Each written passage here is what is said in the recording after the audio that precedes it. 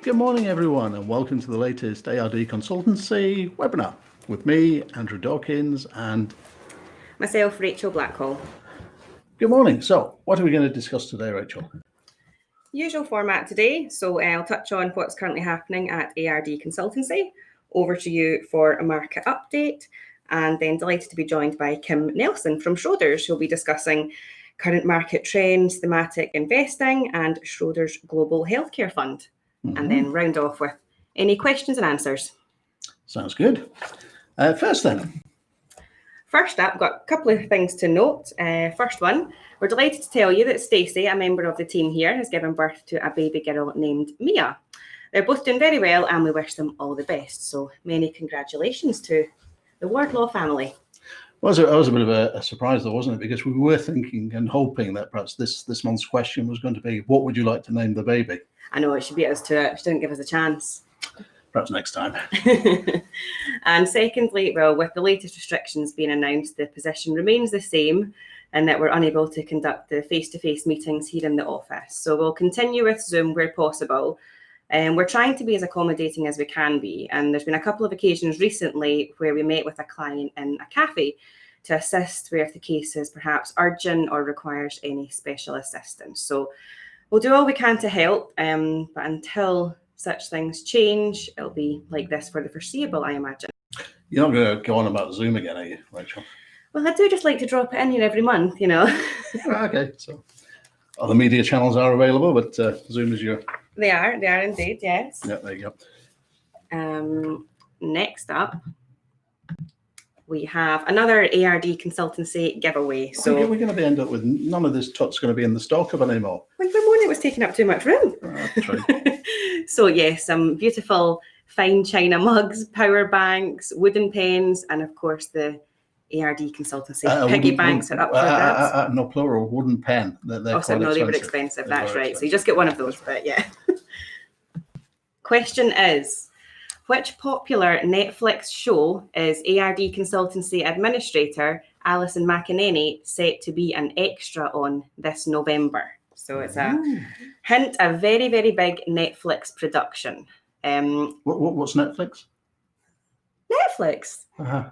Streaming company, yes. It's not BBC or ITV. It is not. It's huge though, yes. But we have actually also spoken about it in previous webinars if you were listening.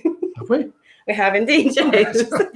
So I shall consult the archives and get back to you on that, right? Take a guess. Pop your answers in the question section at the bottom of the screen, and if you pay close attention, there might be a couple of hints along the way. You with me? Okay, yeah, I'll do that. Right. Over to you. Well, thank you very much, Rachel. So I think really September so far has been a relatively quiet month. A wee bit of profit taking, I think we've seen in the markets.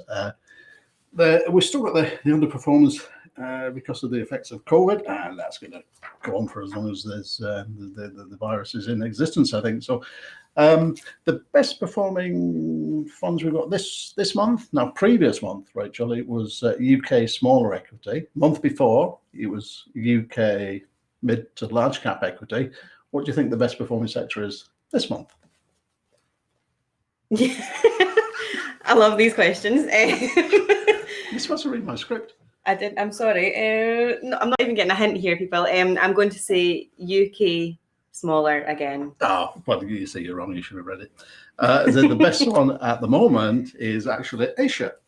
So Asia has done very well, up 3% for the particular funds we use within the portfolio. So very, very good.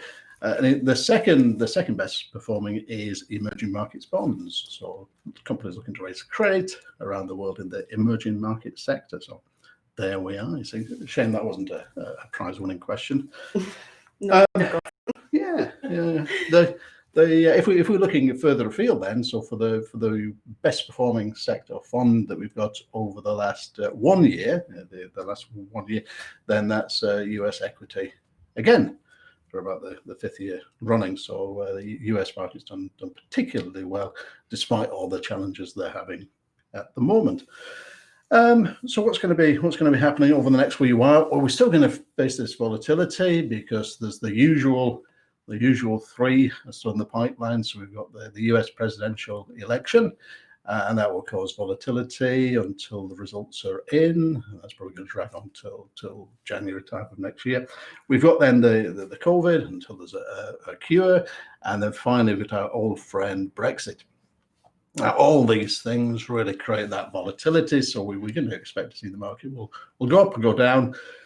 And the actual volatility, as we've discussed many times, Rachel, that actually drives profits for future returns. So volatility is our friend. We love it, as long as really we use funds that invest in profitable assets, good all-round performers, rather than highly speculative or assets that are cyclical in nature. Then we're onto a winner. So we're quite good on that. The only other thing as well is the level of debt in the world, especially in Europe. And actually now, over the last few weeks, France has overtaken Italy to be the EU's leader in the debt market with over 2.43 trillion euros worth of debt. So that's quite a big credit card bill to pay off, is that. So really that's a bit of a challenge. And then finally, we've got the age-old chestnut with the property fund, particular property fund we've got a lot of money in at the moment. It's Legal and General Property Fund, still closed for business, but we have been told that a number of the property funds are reopening in the next week or two. So hopefully Legal and General won't be too far behind. And that will mean that we can have a look at the funds in general and perhaps engage in a bit of rebalancing, but we'll probably do a special webinar. Yeah, focus on that later. So I think that's really it for the market. So generally a quiet month this month, and we're expecting a little bit of more action in the next few months. Oh, did you not know about this? Did we not turn over the graph? Here we go. Okay, so this shows. Can we rewind? I mean, we could. Oh, it's live. It's live, yeah.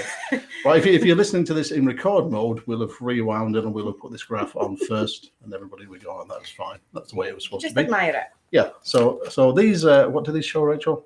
Cautious, balanced, capital growth, and aggressive are in-house investment portfolios, and they're 1, 3, 5, and 10-year performance figures. Good. So I think the message from this is the higher the equity component, so we range from cautious on the left to aggressive on the right, the higher the overall returns. And indeed, what's happened is, despite the recent events, all the portfolios have behaved in the same manner we would expect. In other words, the lower risk ones fell further, the higher risk ones fell by more, and now the recovery is underway. We're seeing the reverse is true. And this sort of bears the fullness of time, and it's the same results we see for a long time. The only time it was ever different was 2008, 2009, where actually the lower risk investments performed a lot better for probably the next 2 or 3 years, because debt was getting good returns. But other than that, it's a good news story for everybody invested with us. And the longer you have your money with us, the more of a profit you make. That's it. Yeah, you can see that in the 10-year figures there. Okay. And then we have touched on this in the past, but again, we just thought we'd look at some of the top holdings in the balanced portfolio, for example, and you'll see on the screen there, we've just picked 5 out of the top 10. And what we'll do is we'll talk about what they do and why they're doing well at the moment. So first off, we have Reckitt Benckiser, which is a British multinational consumer goods company based in Hull. They produce a vast range. There's no H. Oh, you don't see your H's. No, no. Tell I'm from Falkirk. They produce a vast range of health and hygiene products, one of those being Dettol, which has seen a large spike in sales recently. The company had actually reported a £2.1 billion loss for the 12-month period ending in December 2019. However, the pandemic has meant that consumer demand increased substantially and resulted in the share price also rising significantly. As there's no signs of change here, they'll expect to sustain this for the foreseeable future as consumers will continue to step up the consumption of these types of products. We also have Unilever. It weren't Reckitt, wasn't there some other interesting? I was skirting over this. Come on, Rachel, let the listener know. So what do they also make? When I was doing my research on this company, we found that one of the other brands that they produce is Durex, which had actually seen a drop in sales due to anxiety and social distancing. That is actually not a joke and a quote from the company boss, I promise. I was going to leave it out there, but yeah, thankfully, can't see me blushing here. I thought it. So, social distancing is having an effect on the sale. Well, yeah, that's what they say. They're trying to bend over backwards to please us, aren't they? Excellent. Moving on. We have Unilever, which is another multinational consumer goods company. Do they make anything embarrassing, Richard? Not as exciting. They make, a lot of different things. Hellmann's mayonnaise being one of them. Mm-hmm. Headquarters in both London and Rotterdam. And in fact, this week, the shareholders voted in favour of unifying the headquarters in the UK, which is viewed as a vote of confidence in the UK and also Brexit.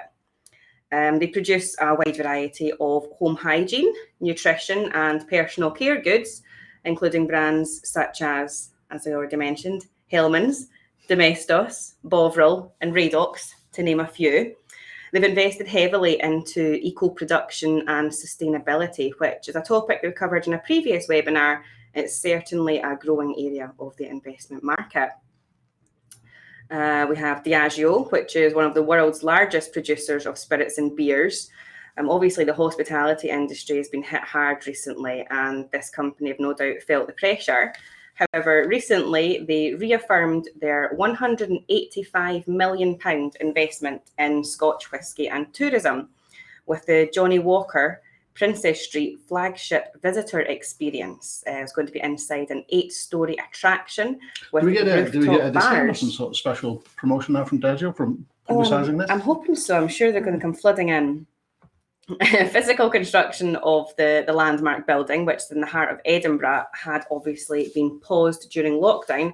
However, it has restarted and they're expected to open their doors to visitors in summer 2021.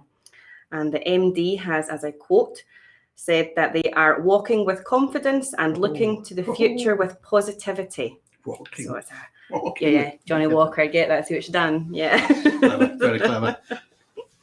We have a Spirax Sarco Engineering, which is a Cheltenham-based engineering company, and they specialise in steam systems, which help heat hospitals, produce food on an industrial scale, and sterilise pharmaceutical equipment. It'll come as no surprise that as it's within the top 10 holdings, that their company share price has been growing steadily for the last 5 years. So, good, strong company. And lastly, we have RELX, which perhaps a lesser known company until now. They're a global provider of information and analytics in the scientific, technical and medical sectors. Their tools and digital platforms are gaining more traction as the shift towards online education is growing. A lot of the work that they've been doing in the past, so their medical data, is being used to play a big part in assisting scientists who are conducting research into coronavirus. Interesting. I was looking at the portfolio as well from 10 years ago, just to compare that to now. So this is the top 5 holdings within the balanced portfolio. 10 years ago, 4 of the top 5 holdings were actually in credit. So government bonds, UK government bonds counted for 2, and then 3 with other credit companies. So a change there from credit 10 years ago, when credit was made good profit and in demand, to equities at the moment. So, excellent. Well, I thought that was interesting. And then, the top equity holding 10 years ago, Rachel, because I know you're really excited, was a company called ASOS. Oh. And since then, over the last 10 years, the ASOS price has increased by over 4-fold. So that's because Alison shops with him daily. What does she? She does indeed. That's a very regal performance. It's contributed to that. Excellent. Okay, I think that's us for today. Is there anything else you want to add? No? No, I think that'll do, will it not? Because we have a very special guest star. Yes, I'll hand over to Kim now. We're having some technical issues. Apparently, Rachel was a bit too aggressive on the old scouring of the keypad with the Domestos wipes. Blame me. Was it Domestos or Dettol? I think it's Dettol. Hopefully it's Dettol. Yeah. I just wanted to add, in addition to your prize pack, I'm more than happy to donate some Schroders products to your prize pack. Oh. Such things as insulated cups, notepads, Wow. leather-bound notepads. Oh, they're Wow. flooding in Yeah. now. Flooding in, I know. These are the things that make it worthwhile, you know. It's like we did mention earlier about the stockpile of notepads and things like that. Yeah, so if you can bear with us just a couple of seconds, we'll get the slides moving. So as they mentioned, my name's Kim Nelson. I'm the Business Development Manager for Schroders here in the north in Scotland. And I'm going to talk to you about global healthcare. So our Schroders Global Healthcare Fund, but also healthcare in general, and why you should probably make space for healthcare in your portfolio. And we're just about there, I think. Is that us? Thank you. Oh, nearly. Oh, there we go. Okay. Nearly. We'll balance this delicately on the table. So if I can take you back, so we're talking about today and what's the best products we have today, or what's the best stocks.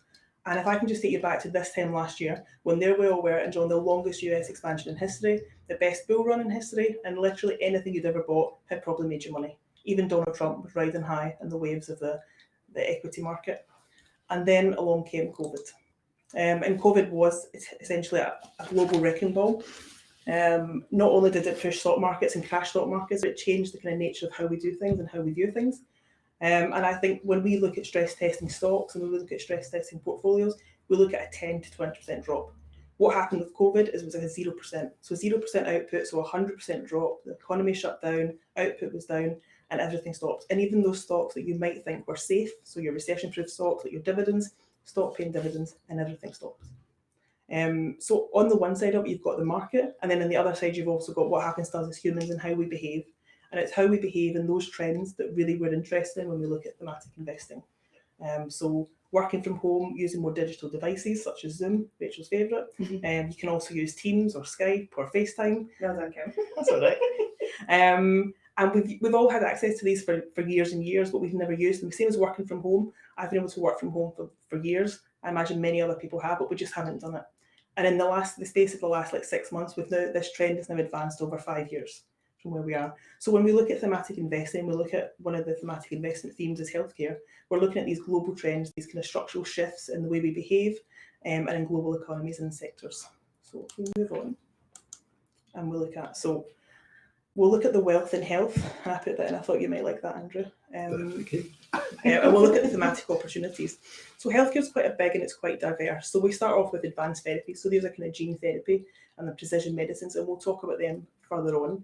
Then you've then got kind of medical technicians, so like robotics, which I thought was like autopilot on a plane, but is very, very different. We've then got healthcare services, which make up a massive part of what we look at in the fund, including telehealth and healthcare engagement. And then you've got digital healthcare. And I noticed in the room today, we're all wearing our Apple Watches and tracking our health and trying to look at our fitness and our steps and our well-being. And this, again, is another global trend that's on the move.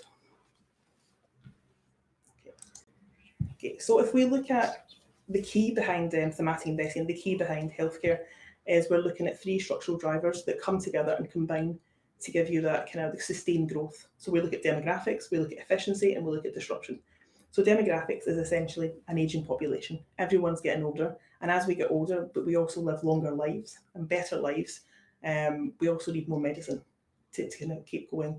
And the cost of that medicine are a huge burden or a huge cost, whichever word you want to pick, on the state of the NHS and in the US and globally. So NHS costs and global healthcare costs and the burden that is and the wastage in terms of healthcare is a massive area of efficiency, and that's where you see lots and lots of smaller companies making inroads.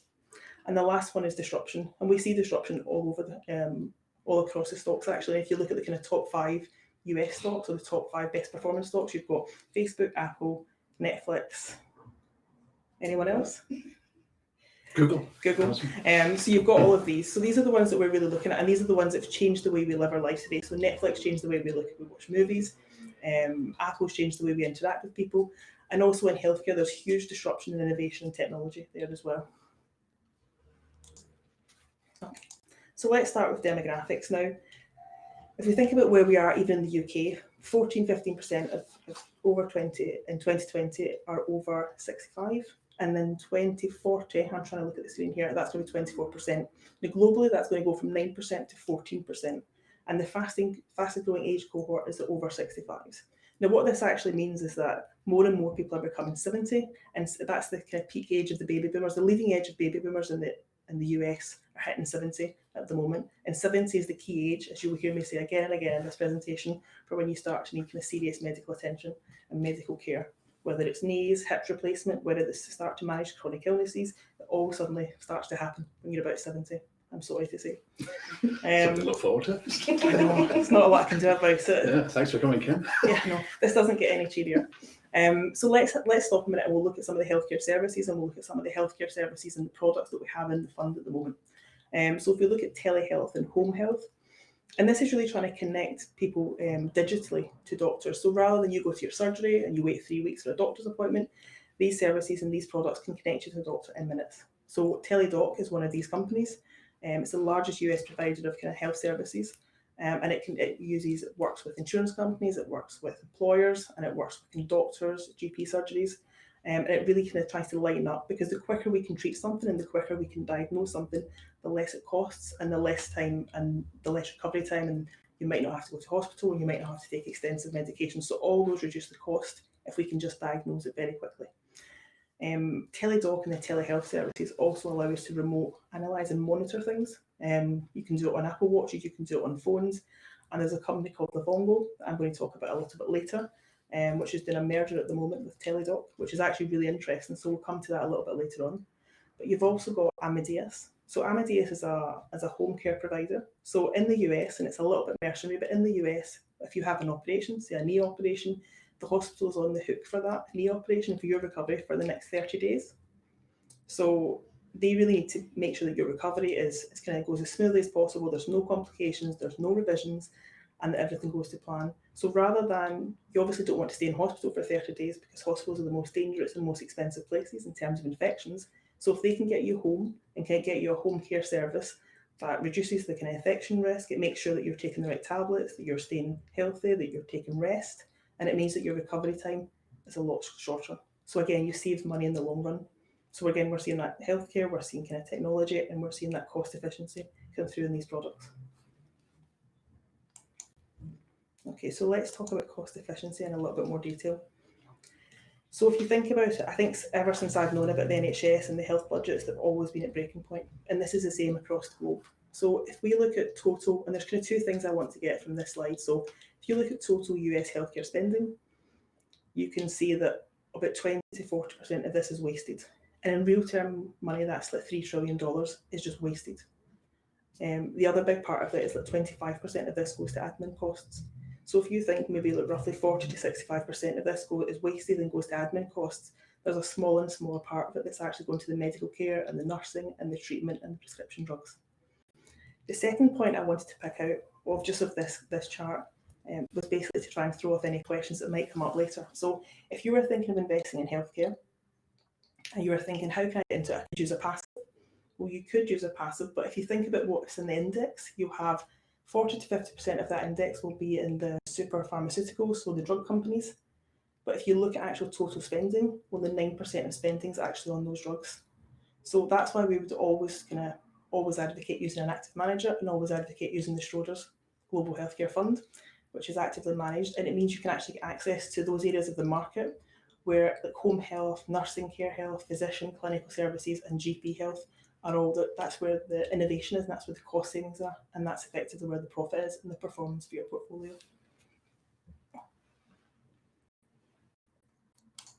If we move on then to talk about healthcare services. So I've just mentioned that kind of administrative costs contribute to 25% of all healthcare expenditure. And one of the biggest companies in the US is a company called United Healthcare. So it runs all the IT systems for hospitals, for GP surgeries, it uses all insurance companies, and it has a huge amount of data. And what it also does is it digitizes all the processes and it streamlines the workflows, and it's able to kind of put in data-driven pathways and to create digital engagement between patients, between doctors, to move the processes along and to try and create that efficiency and try and treat patients more effectively. But what they also do, which is really interesting, is by using all this data, they can actually see which hospitals are the best in terms of infection rate, they can see which are the worst in terms of infection rate, and they can actually see down to the doctor as to who is the best doctor, who's the best surgeon, who has the most complications, and they can direct their members towards the good hospitals and the good doctors, because the quicker the recovery and the less time you're in hospital, the cheaper it is for insurance companies. It also creates a virtuous circle in that more and more hospitals want to be good and want to be virtuous and want to be efficient, so it kind of ups the ante for everyone involved in that. So that's one of the holdings in the fund as well, and kind of feeds into those kind of key trends that we were talking about. So we're going to spend a little bit of time talking about kind of medical technology, and there's over kind of 500,000 new products, and there's so many new products coming online all the time. But I'm going to just pick out two. So Rachel picked out transcatheter heart valves because that was her favourite.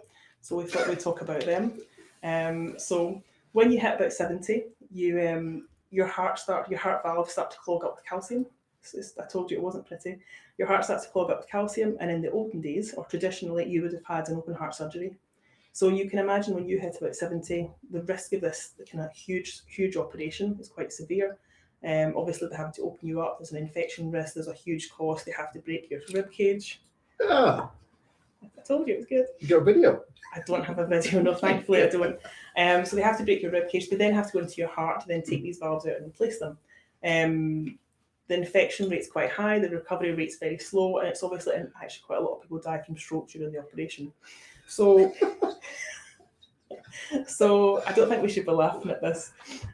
So one of the things that they've done to like kind of remedy this or give a new solution is that they can now put a wire, a guided wire through the artery in your leg and deploy the valve through your leg up to the artery into your heart and deploy the valve there. So no operation needed. No shorter recovery times, everything works a lot better. There's less risk of infection, you're in hospital less time, and it's cost effective and it's more effective for the patient as well. So the next one I'm going to talk about is robotic surgery, and this is Andrew's favourite. So this was all down to, we're back again to knee operations and hip operations, and again this is where I thought doctors could just sit back and put this in autopilot and the robotic arms would do everything, but that's not the case.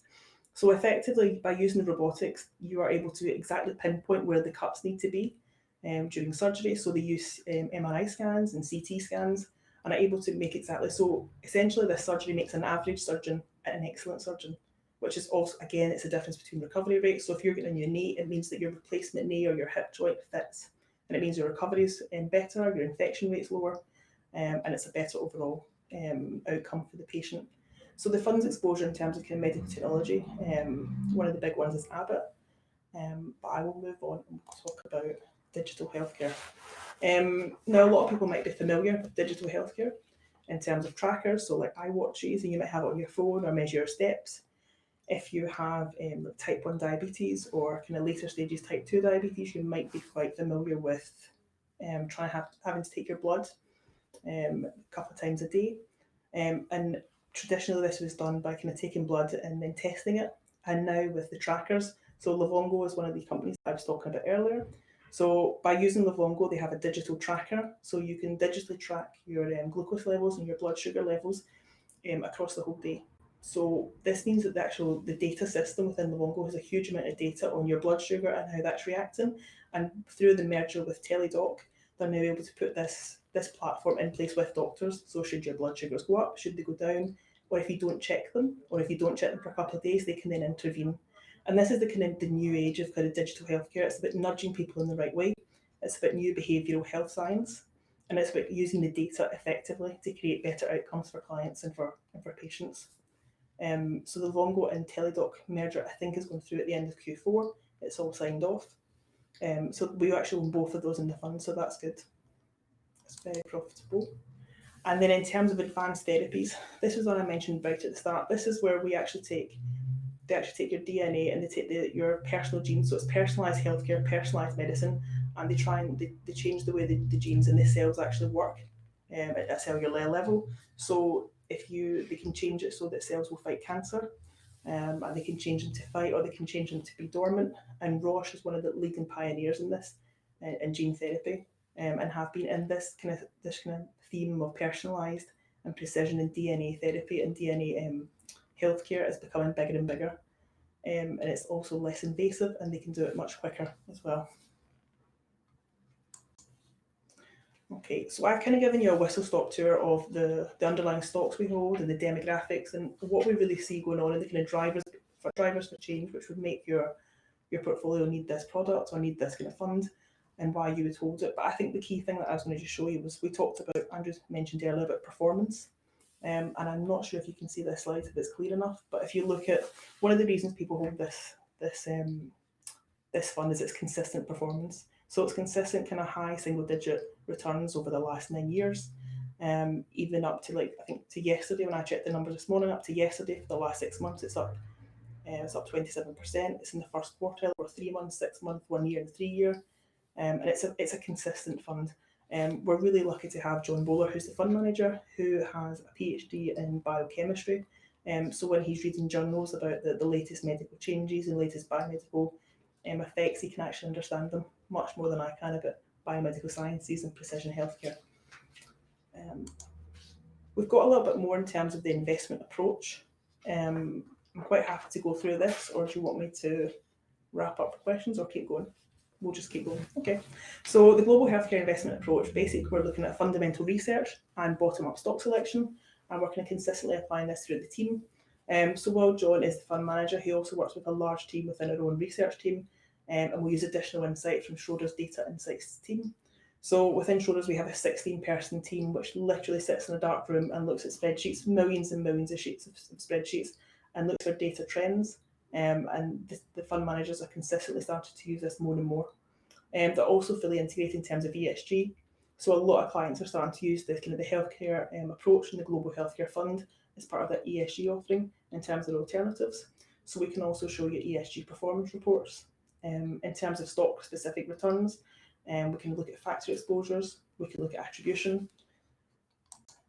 In terms of the overview of the global healthcare strategy, this is essentially a best ideas portfolio.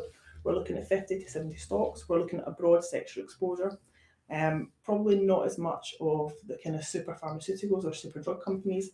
And we're looking at much more of the mid-cap, smaller tech companies. So quite a lot of exposure to the US, which, as Andrew mentioned earlier in his chat, the US has done really well. So if you're looking at healthcare, there's obviously a lot of tech in that, and it's obviously been one of the big winners over the last few years. We obviously target kind of 2% per annum kind of through the investment cycle, but as you saw from that performance, it's obviously outperformed that quite considerably. If I just click on to the next one. So if we look at the investment process, we're literally filtering the universe to identify the best ideas. So we start off with the kind of idea generation, where the analysts and John will sit and will discuss what's going on in terms of the global sector. They'll look at different sectors, they'll look at different areas of the market. They'll then look at stock selection, and then what goes on there is a very robust kind of analytical side of the stock, of the company, of the healthcare, what the actual products are trying to produce. And then we start to build the portfolio up. And that's where we start to build the framework and build the portfolio up. And then we've got a little picture of John, since he can't be here with us. So John is a portfolio manager. He's got his PhD in biochemistry, and he's obviously been with the firm for a number of years since 2003. As you can see, I think healthcare is a great place in people's portfolios due to the consistency. And as we said at the very start, as everyone keeps getting older, we're going to need more and more healthcare. And shall I hand back over to you now? Lovely. That's great. That's smashing. Thank you very much, Kim. That's very, very good. I don't think I've got a PhD in biochemistry. I've got a CSE in woodwork, if that sort of helps. Just as well you're not running the fund then. Probably, yeah. Nice little table we're using today. I'm just going to pause there for just a minute and we'll check if there's any questions come in. That's lovely. Back with you in a minute. There you go. Welcome back. One more question has come in from Neil from Brixham. And Neil is asking, maybe a bit unfair, Kim, but we'll give it a go. The presidential election, does Schroders have any views or your own personal views as to what it would be, a Biden or a Trump would be better for the economy long term? Schroders has actually come out with quite a clear view, which is probably the only clear thing about the upcoming election, to be fair. So Schroders have come out and said that we would expect to see a Biden win. We would also expect it to be quite a messy transition, is the wording we're going to use. And I think you've seen that from Trump in recent conversations, where he said that he will just stay until he's not there, and it's all fake news unless he wins, in which case it won't be fake news and it'll be all good. So I think what we'll see is a Biden win, but a very messy transition period, maybe over the next 3-4 months. So I think certainly in the US that could really affect the volatility in markets.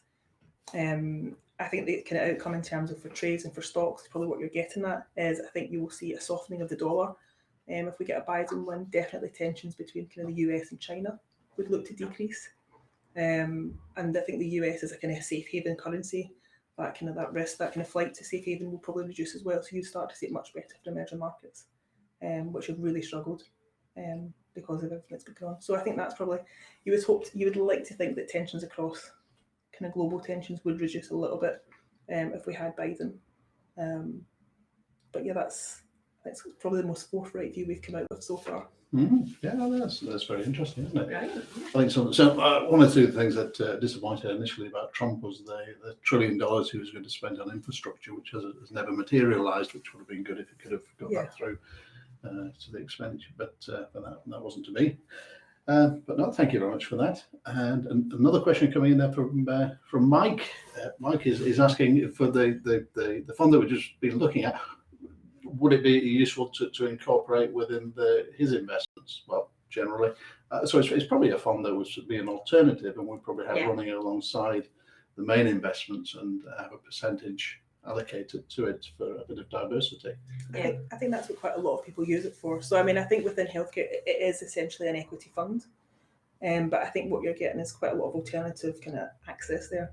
So a lot of people use it in terms of their ESG, in terms of alternatives. So it does play both those parts. And I think if you're looking to maybe allocate in the US, but you don't want to buy, or you want to buy something more than a US kind of tracker, because let's face it, that's probably what we're all buying is US trackers. So this does give you some kind of small cap kind of access, gives you kind of tech, gives you healthcare, gives you a different from the heartlands of quite a lot of where these smaller mid cap funds usually are. Yes. Yeah. It's an area that some people have a bit of an interest in, so on a personal thing, that's what they like. It's been the biggest, it's been the fund which most people have been interested in during COVID. It's the one we've had the most phone calls about, the most inquiries about is the Global Healthcare Fund. Yes. And I think when people start looking at it, they realise the performance is really good and it ticks a lot of boxes. Yeah. If you're looking to diversify that US allocation. Uh-huh. And then finally, Anna from Inverness is asking, how's Schroders seen business this year? Has there been have people sitting on money, or have they been investing? Has it been a good time for you as a company? I think a lot of people. I mean, so I work with advisors similar to yourself. So I think for not quite as good as us. Obviously not as good as you. No. But I think most people have been through the tech kind of crash and been through the crashes before in the tech bubble, and I think most people have kind of sat on their money. I think at the moment we're now seeing, I mean, a huge amount of money is probably out of the UK and out of the UK dividend funds. But I think not for Schroders, I mean more in general. We've seen quite a stable inflow actually. I don't think we've ever been so busy when we thought we'd be really quiet and working from home and been able to watch Netflix and get your feet up. It's been really, really busy, but it's been busy in terms of like kind of ESG funds. So you mentioned property earlier, so look, Global Cities Fund, like healthcare, ESG, global climate change, global energy transition. I think COVID has made people think about their investments and think about what they're doing with their money. And I may be a little bit more conscious of that. So definitely a move towards more sustainable and more ESG is where we're seeing a lot of money flowing. That's good, because I think initially when the recession, we call it a recession, came, a lot of people were worried that the ESG side of things may slip down the agenda as people start to regroup and grow the economies again, forgetting about sustainability and putting more money into fossil fuels just to get the quick results. I think if you think about what an ESG company is or what a sustainable company is it's literally a company that's trying to do good and make profits while doing good. And you think, why would you not want to be invested in that? Yes. And I think when we start asking clients the question, maybe can come next year, like, are you ethical? I think not many people are going to say no. So I think the ethical and the ESG and trying to do better with the money, and I think just people being more aware. Yeah. And it's good with Schroders, obviously a huge, massive investment house is able to pass on customers' comments up the chains to board level to actually get boards to change views and ways of working. Yeah, we've been very active. I think you can't really ask other companies to do things without doing it yourself. So Schroders have made a massive change and a massive push in the last couple of years. So being sustainable, being ESG. So there's not a piece of paper in the London office. There's plants everywhere. Everyone has a recyclable plastic. So there's so silly small things like that. But then obviously the bigger things at board level and at governance level, and really pushing companies to try and improve and not supporting those that don't. Lovely. Yeah. Oh, that's smashing. Well, thank you very much again, Kim. We're very lucky to have Kim with us today, and she's a local point of contact. So it's one of the good people. So thank you very much, Kim, for coming in and sharing your views with us. What we've got a joint winner. We can have a So I'm joint trying winner. to sign to Andrew here to say that we had 2 people answer correctly, and I'm feeling generous, so you're both going to get the prize. What? You can't now. We'll cut it in half. You can have The answer you have is. custody of the pen for 6 months. And then you You can share it. You can't share it these times, Andrew. Well, put it in Dettol. It'll be So fine. Alison will indeed be starring in The Crown on the 15th of November. And there she is there. She is on the far right, filming her Highland dancing when was it Margaret Thatcher went to Braemar Games? I believe. That's what's going to be on the episode. It was shot quite a while ago then, was it? Alison is now 74, just awaiting a heart bypass operation, which she's now going to America for. Well, so who are the lucky winners? Alan and Ian. Alan and Ian. Oh, Yeah. well done. So, excellent. Very well done. Super. Excellent. So I think that about wraps it up for today. That's us today. Thank you very much for joining us. We hope you're all well, and your families as well. We'll look forward to seeing you at probably the end of October for another episode.